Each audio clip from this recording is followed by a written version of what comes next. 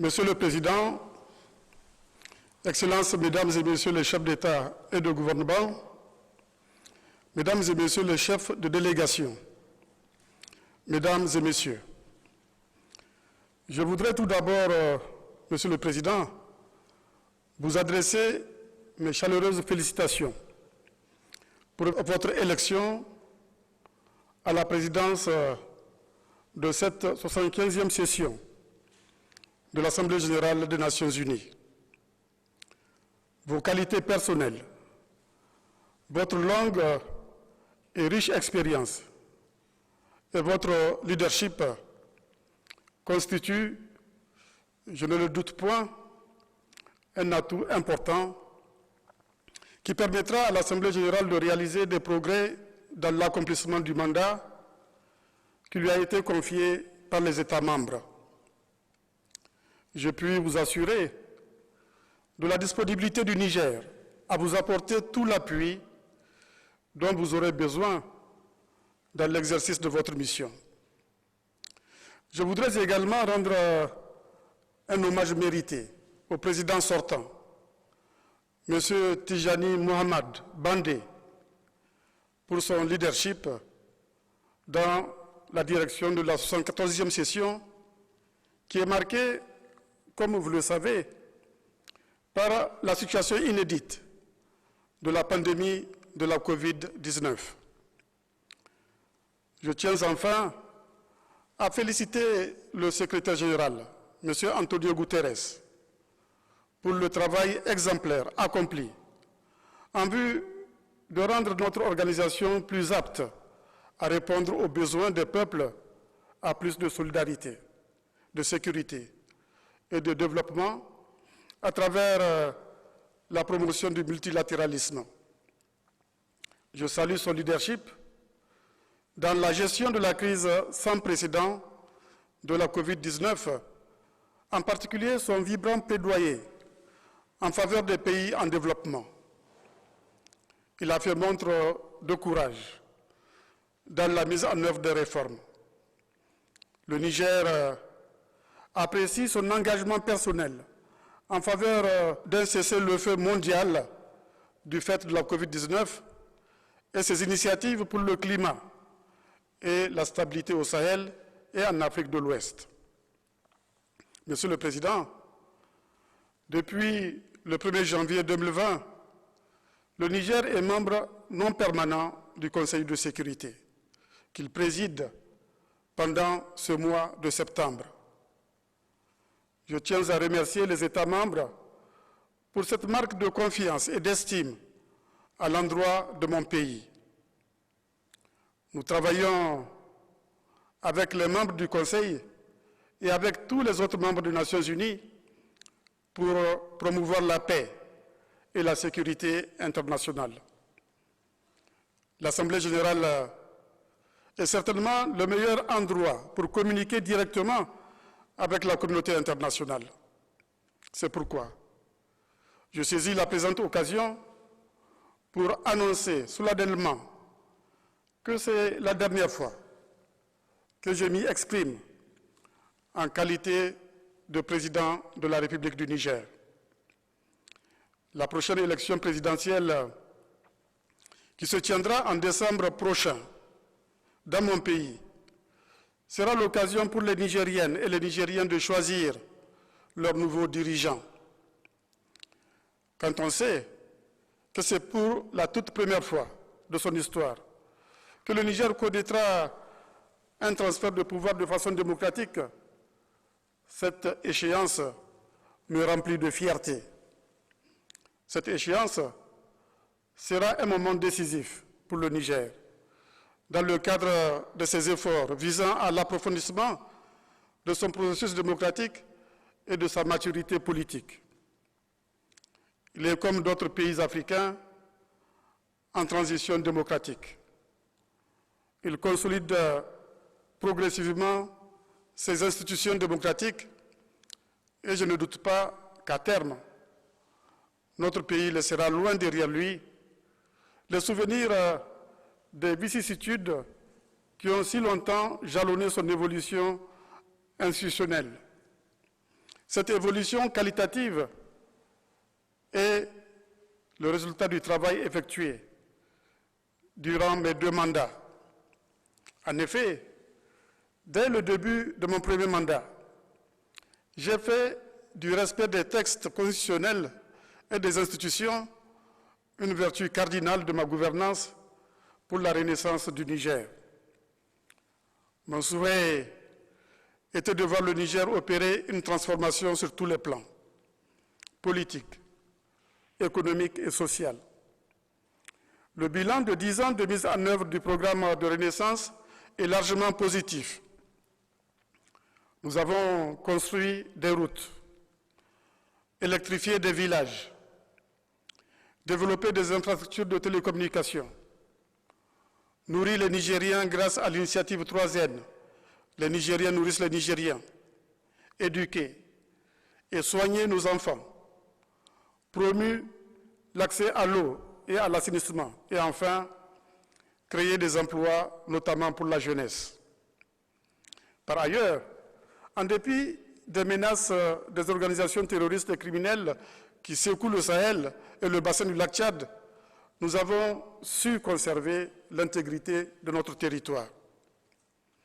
Monsieur le Président, en cette période de crise internationale liée à la pandémie de la Covid-19, le thème choisi pour notre session est plus que jamais important. Des décisions et des consensus sont attendus des Nations Unies pour que la communauté internationale agisse de la manière la plus effective pour surmonter ensemble les conséquences de la pandémie. C'est le moment de donner suite aux dispositions de la Charte stipulant avec force que les Nations Unies ont été créées pour servir les peuples. Nous devrons donc réfléchir à notre avenir commun, 75 ans après la création des Nations Unies. Il est indispensable que nous prenions des dispositions pour rendre l'ONU plus apte à répondre aux défis auxquels le monde est confronté. La gouvernance démocratique doit être mieux reflétée au niveau mondial. Nous avons besoin d'un multilatéralisme plus inclusif, plus à l'écoute des pays en développement et reflétant mieux les réalités du monde d'aujourd'hui. Ainsi, nous construirons ensemble un multilatéralisme plus efficace pour une meilleure gouvernance mondiale. Il faut renforcer la confiance. Il faut développer l'inclusion et la transparence. Nous devons réaffirmer notre engagement collectif en faveur du multilatéralisme. Nous devons revenir à une action résolue en faveur de l'efficacité, la représentativité, la responsabilité et la solidarité. Monsieur le Président, les mesures prises par le gouvernement nigérien pour faire face à la pandémie nous ont permis de maîtriser sa propagation tout en prenant les mesures appropriées pour faire face à ses impacts socio-économiques.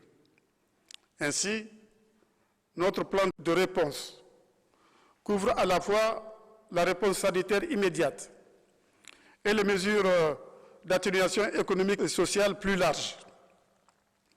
Des éléments clés sont déjà mis en œuvre, tels que la distribution de nourriture, 2 mois de services publics gratuits pour les ménages les plus vulnérables et un allègement fiscal temporaire pour les secteurs durement touchés.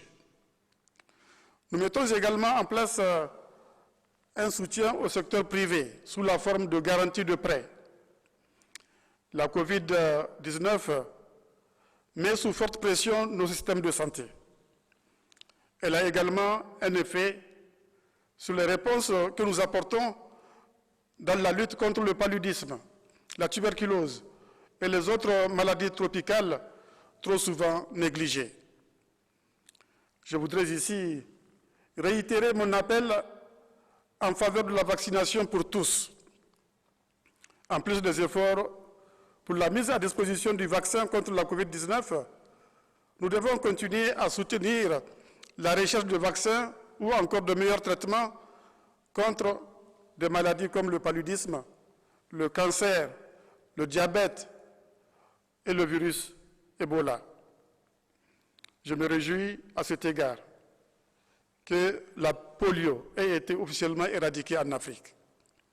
Par ailleurs, c'est le lieu de saluer et de féliciter les soldats de la santé dans la guerre contre la COVID-19. Je sais que depuis 2013, il est célébré la Semaine mondiale de la santé début avril de chaque année à l'initiative de l'OMS. Je propose la célébration d'une journée internationale des travailleurs de la santé de première ligne, compte tenu de leur rôle dans la lutte contre la COVID-19. La COVID-19 doit nous amener à renforcer nos investissements dans le système de santé, en particulier la prise en charge pour les femmes et les filles. Les besoins sont particulièrement importants sur le continent africain, qui concentre environ 17% de la population mondiale, pour 1% des dépenses globales de santé. Il est également important de repenser la question de l'accès aux médicaments, car selon les chiffres de l'Organisation mondiale de la santé, 42% des produits médicaux vendus en Afrique sont de qualité inférieure ou contrefaits. La pandémie de coronavirus nous rappelle que le système sanitaire mondial reste fragile. Il est nécessaire de mener une action politique coordonnée, décisive et innovante en partenariat avec les Nations Unies et d'autres organisations internationales pour faire face à la pandémie de la COVID-19.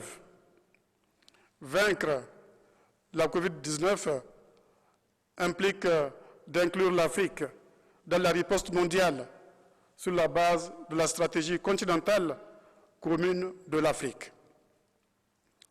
Je voudrais saluer les efforts du G20 et du secrétaire général des Nations Unies, ainsi que d'autres partenaires, en faveur d'un moratoire sur la dette des États les plus fragiles. Face à l'urgence actuelle, nos États ont besoin d'un soutien financier à la hauteur de la crise économique qu'ils connaissent. Un simple moratoire sur la dette ne suffira pas au regard des défis qui doivent être relevés. Il faut annuler purement et simplement la dette, concevoir et mettre en œuvre un nouveau paradigme pour prendre en charge les besoins de développement des pays les plus pauvres. La difficulté ne réside pas tant dans le fait de concevoir de nouvelles idées que d'échapper aux anciennes, disait un éminent économiste. C'est pourquoi c'est toujours après des chocs que le monde se réforme. Le paradigme actuel date des lendemains des deux chocs pétroliers de 1973 et 1979. Sa domination sans partage a fait croire à la fin de l'histoire. Mais il a produit des inégalités telles que le monde est dans ce domaine dans la situation où il se trouvait à la fin du XIXe siècle. On a cru que la crise financière de 2008 serait l'occasion de procéder à sa réforme. Il n'en fut rien. Le choc de la COVID-19 peut-il en être une? Je l'espère profondément. Ce choc doit être l'occasion d'ouvrir le débat, y compris sur des questions qui paraissent utopiques aujourd'hui, comme celle relative à l'impôt mondial sur le capital pour lutter contre les inégalités, au revenu universel de base pour lutter contre la pauvreté, à la réduction du temps de travail pour lutter contre le chômage, ou même à l'ouverture des frontières pour mieux soutenir la croissance de l'économie mondiale. D'aucuns pensent qu'il s'agit de rêves. La fin de l'esclavage, l'émancipation des femmes, le suffrage universel étaient aussi considérés comme des rêves. Monsieur le Président, pour répondre aux aspirations des peuples africains, compte tenu de l'agenda 2063, j'ai piloté, au nom de mes pairs africains, depuis 2017, la nouvelle dynamique d'intégration régionale avec l'opérationnalisation de la zone de libre-échange continentale africaine, dont la phase opérationnelle a été lancée le 7 juillet 2019 à Niamey.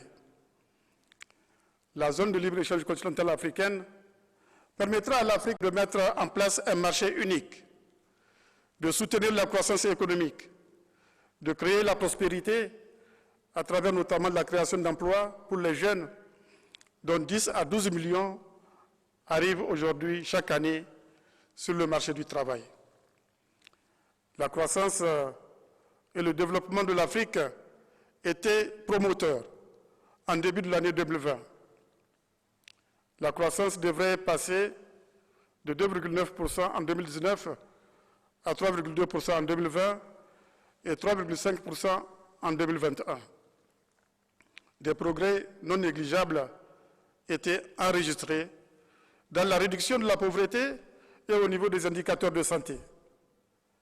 La Covid-19 a brisé cet élan et beaucoup de nos pays seront en récession.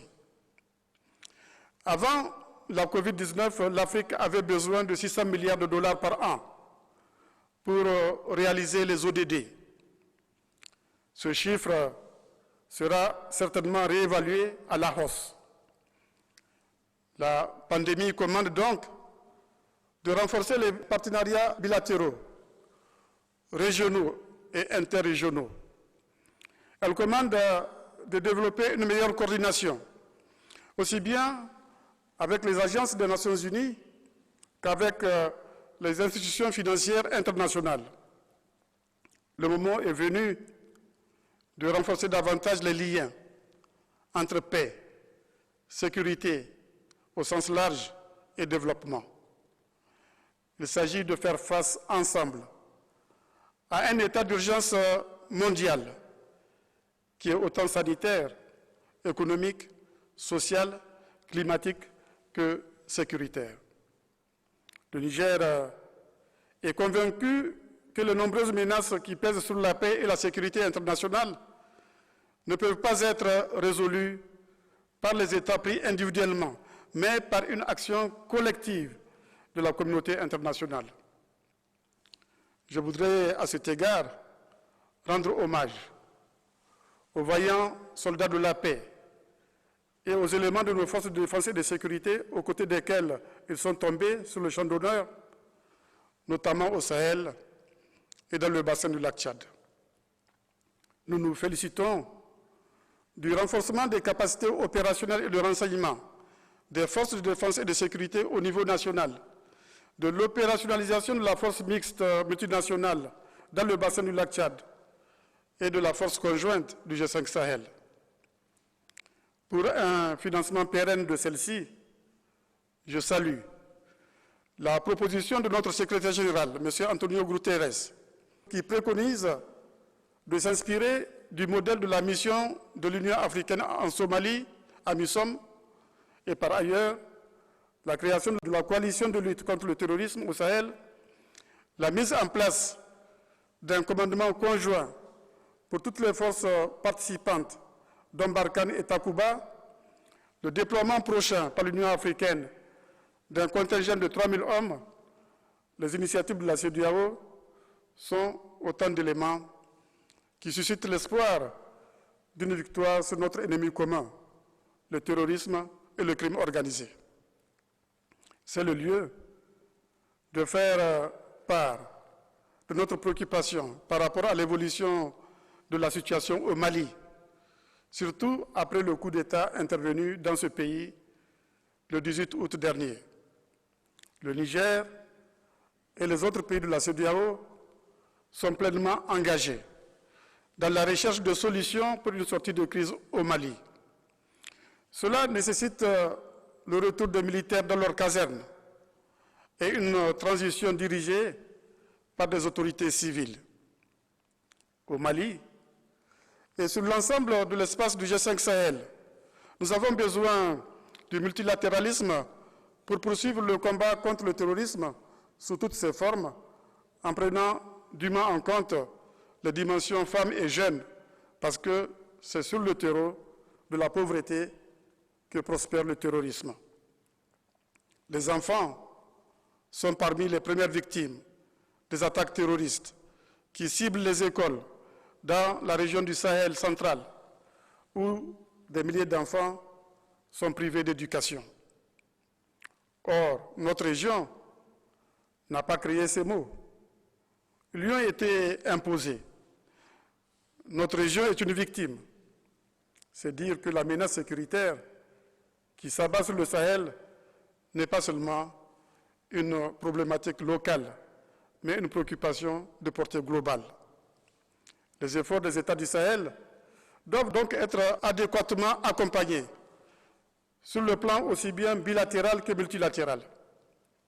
C'est également le lieu de saluer les sacrifices consentis par les travailleurs humanitaires. Je sais que la résolution 2175 de 2014 les protège, mais cette protection doit être renforcée. Un mécanisme de surveillance, de communication de l'information et de sanctions concernant les attaques contre les humanitaires doit être mis en place. Monsieur le Président, depuis le sommet d'Abidjan, le partenariat entre l'Afrique et l'Europe s'inscrit dans une nouvelle dynamique qui permet aux deux continents de définir conjointement leurs priorités. C'est à partir de cette approche innovante et plus inclusive que le groupe trilatéral ONU, Union africaine, Union européenne a été institué pour faire face à la situation dramatique des migrants africains dans les centres de détention en Libye.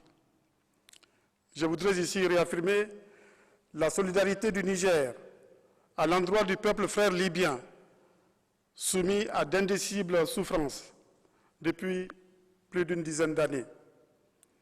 Il est regrettable que les conclusions, pourtant prometteuses, de la conférence de Berlin, sous le leadership de la chancelière Merkel, n'aient pas été respectées par ceux-là même qui les ont adoptées. Dans la recherche d'une solution à cette crise, le rôle de l'Union africaine et des pays voisins de la Libye ne doit pas être négligé. Nous attendons vivement l'organisation d'une conférence de réconciliation nationale interlibyenne en vue de privilégier une solution politique de cette crise. Nous souhaitons la mise en place d'un envoyé spécial en Libye qui soit commun à l'ONU et à l'Union africaine. Ailleurs dans le monde, les situations en Syrie, en Birmanie, en Afghanistan, en Irak, au Yémen ou dans la région du Moyen-Orient, le Niger participe activement aux efforts de la communauté internationale pour la paix et la sécurité des populations. Sur la question palestinienne, le Niger estime que le traitement durable de cette question passe nécessairement par des pourparlers entre Israël et la Palestine fondés sur des bases justes et unanimement acceptées, c'est-à-dire une solution à deux États, Israël et la Palestine, vivant côte à côte, dans la paix et la sécurité, dans le strict respect des frontières de 1967 et conformément aux résolutions pertinentes du Conseil de sécurité des Nations unies. En cette période de pandémie, nous exprimons notre solidarité à l'endroit du peuple palestinien en renforçant l'UNRWA dans son travail au profit des populations palestiniennes vulnérables.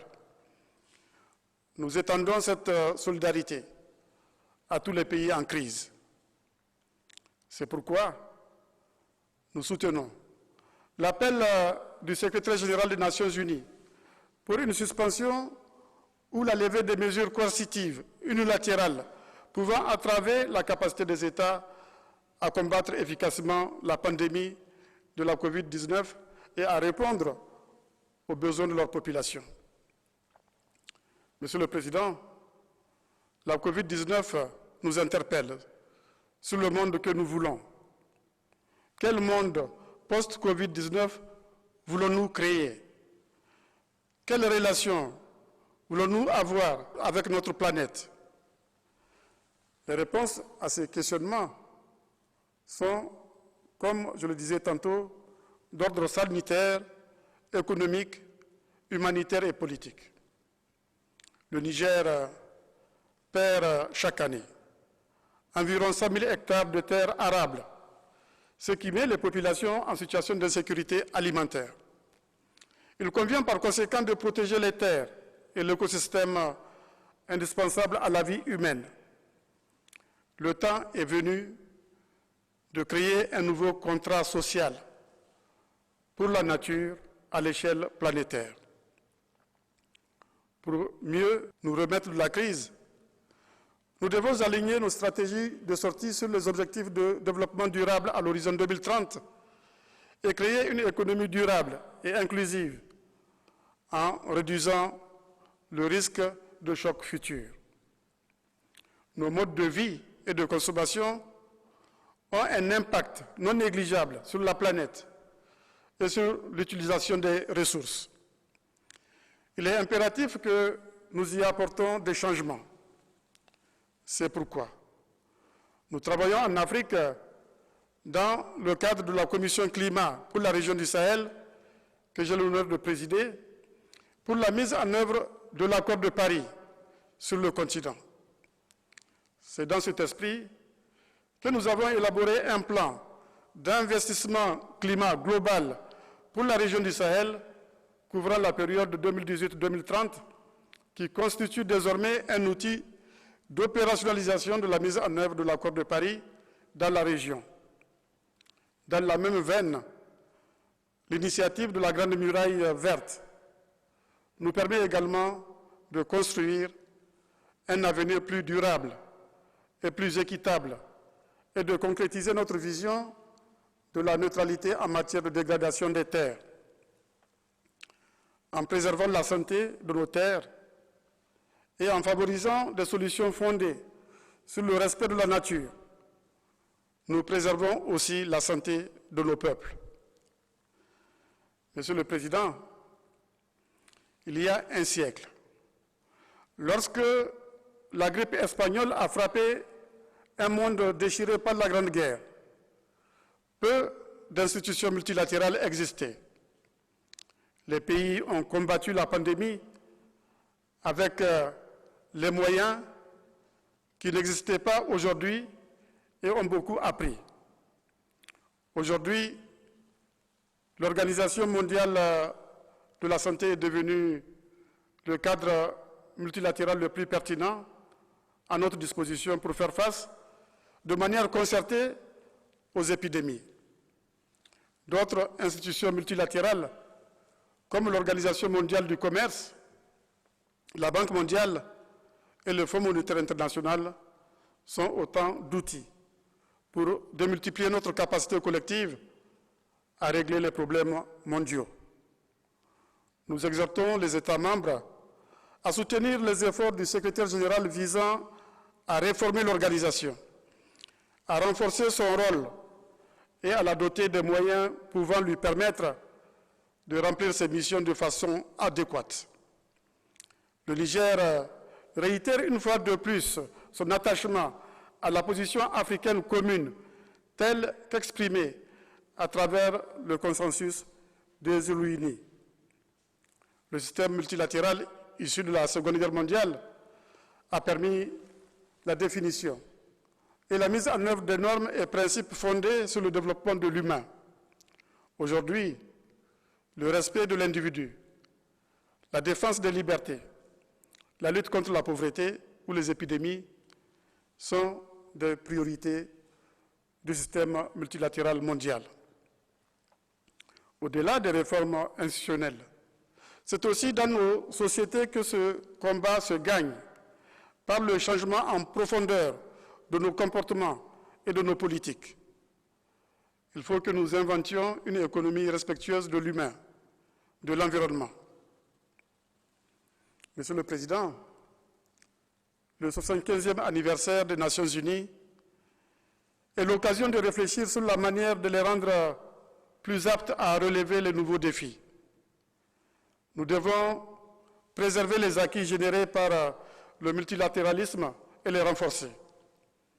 Si le système international continue d'être perçu comme injuste et inégal, si nous n'assurons pas la primauté du droit sur la force, si nous ne répondons pas aux besoins de nos concitoyens, alors les facteurs d'instabilité se multiplieront et la manifestation d'hostilité idéologique envers la gouvernance mondiale et les modèles démocratiques prospéreront.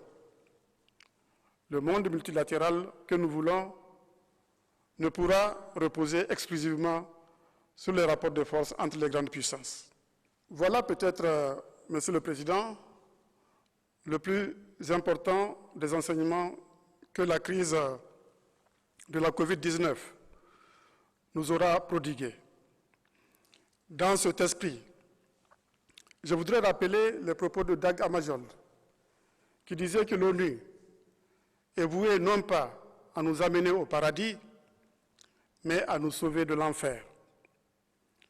Nous avons aujourd'hui besoin d'une ONU plus agile, plus démocratique, plus coordonnée et plus efficace, qui nous mène vers un monde plus sécurisé, plus inclusif et durable.